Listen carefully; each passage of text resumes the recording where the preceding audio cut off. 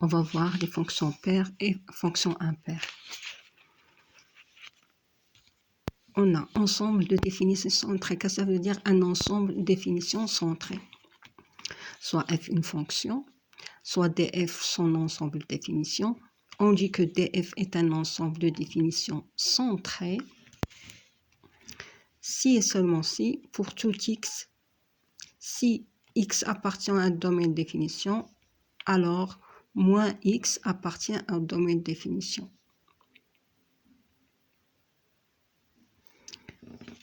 Bon, nous avons déjà une fonction paire. On dit que f est paire si et seulement si son ensemble de définition est centré.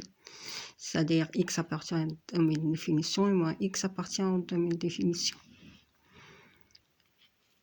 Pour tout x de DDF, on a f de moins x est égal à f de x. Donc il faut deux conditions pour dire que f est paire. D'abord, il faut que son ensemble de définition soit centré. Et pour tout f de moins x est égal à f de x. Donc x a pour image f de x et moins f de x a pour image f de x. Nous avons la même image. On va voir le graphe de la parité d'une fonction paire. La courbe représentative d'une fonction paire est symétrique par rapport à l'axe des ordonnées. Si on prend un repère, origine, là, ici c'est l'axe des abscisses, là c'est l'axe des ordonnées. Donc, la courbe d'une fonction est symétrique par rapport à l'axe des ordonnées, c'est-à-dire à l'axe des OY, ici. Cet axe. Donc, elle est symétrique. À peu près. Si c'est demi. Si f de moins x, f de x, ils ont la même image. S'ils ont la même image. Donc, il est symétrique par rapport à l'axe des ordonnées. À peu près. C'est pas une graphe, la représentation graphique n'est pas nickel, mais à peu près comme ça. Donc, il faut qu'elle soit symétrique. Remarque, on va faire des remarques. Si n est un entier pair, positif ou négatif, la fonction définie par f de x est égale à k appartenant à r de x, un réel, f de x est égal à k, x exposant n est une fonction paire.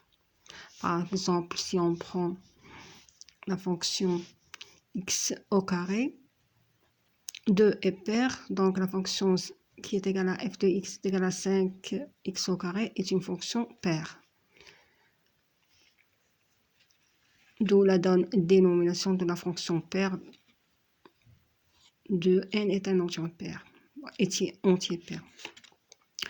La fonction x qui a pour image la valeur absolue de x est une fonction paire. C'est clair, moi, fonction. On a la valeur absolue de 3 est égale à 3, la fonction de moins 3 est égale à 3. Donc f de x est égal à x et f de moins x est égal à f de x. On a la fonction x, cosinus de x est une fonction paire, car le cosinus de moins x c'est x. L'inverse d'une fonction paire est une fonction paire. Si on prend x exposant n, l'inverse de ça, de la fonction x exposant n, c'est 1 sur x exposant n, ou bien c'est x exposant moins n. Donc, elle est paire. La somme de deux fonctions paires est une fonction paire.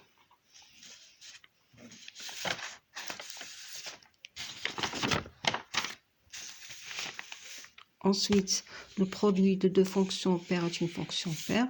Le produit de deux fonctions impaires est une fonction paire. On va voir ce que ça veut dire une fonction impaire. Fonction impaire. On dit qu'une fonction est impaire si et seulement si son ensemble de définition est sans 13, c'est-à-dire que x et moins x appartient au domaine de définition. Et pour tout x de DDF, on a f de moins x est égal à moins f de x. Donc, f de moins x est égal à moins f de x. Remarque, si n est impair, positif ou négatif, c'est-à-dire exposons moins 3 ou 3, la fonction f qui a x a pour image f de x a pour image k, x exposant n est impair, est une fonction impaire. La fonction de x a pour image sinus de x est une fonction impaire. La fonction x a pour image tangente de x est une fonction impaire. L'opposé d'une fonction impaire est une fonction impaire. C'est-à-dire que si f de x est égal, c'est une fonction impaire, c'est-à-dire que f de moins x est égal à moins f de x. Si on prend l'opposé de cette fonction,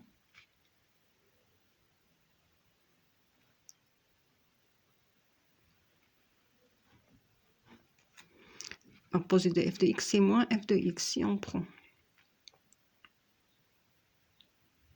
moins f de x,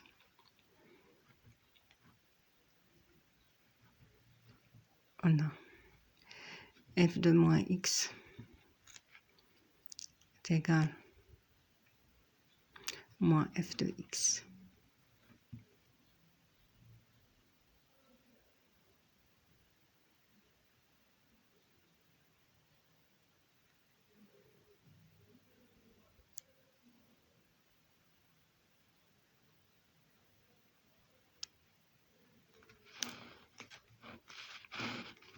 Pardon.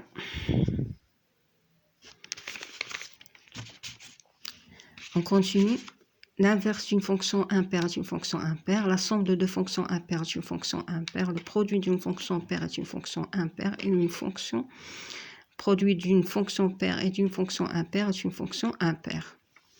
On va voir l'inverse.